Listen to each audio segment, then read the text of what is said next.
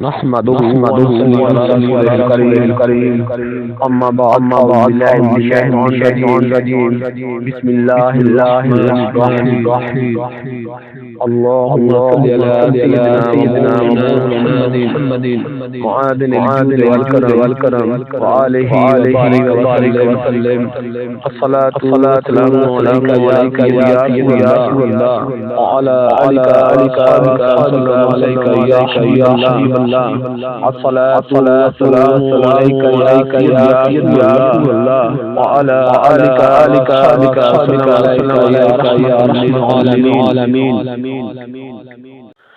جیسا کہ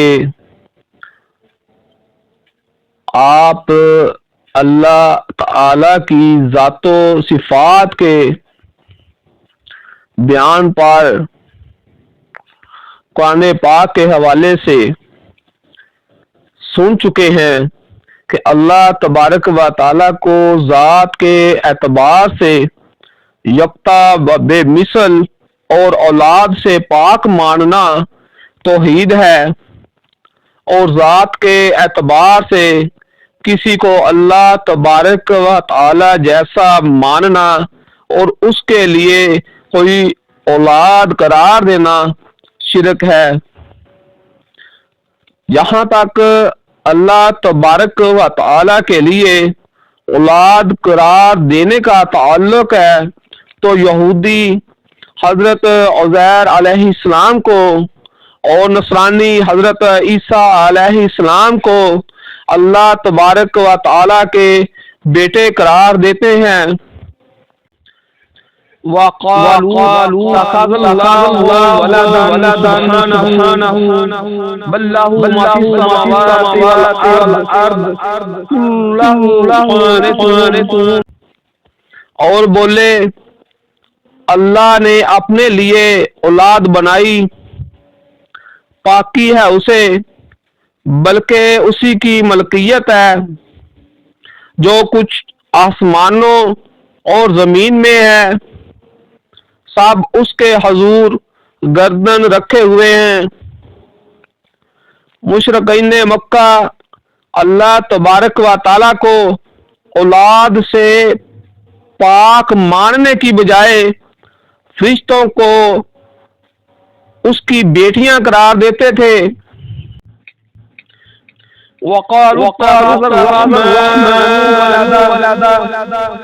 اور کافر بولے رحمان نے اولاد اختیار کی.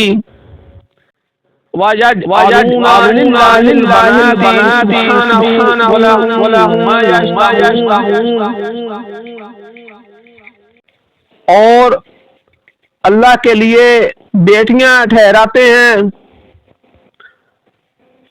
پاکی ہے اس کو اور اپنے لیے جو ان کا اپنا جی چاہتا ہے.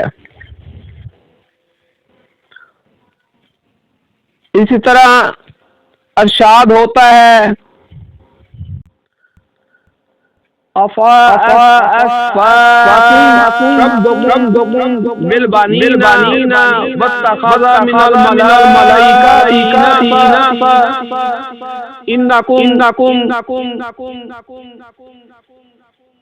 لا تقولون قولا عظیما.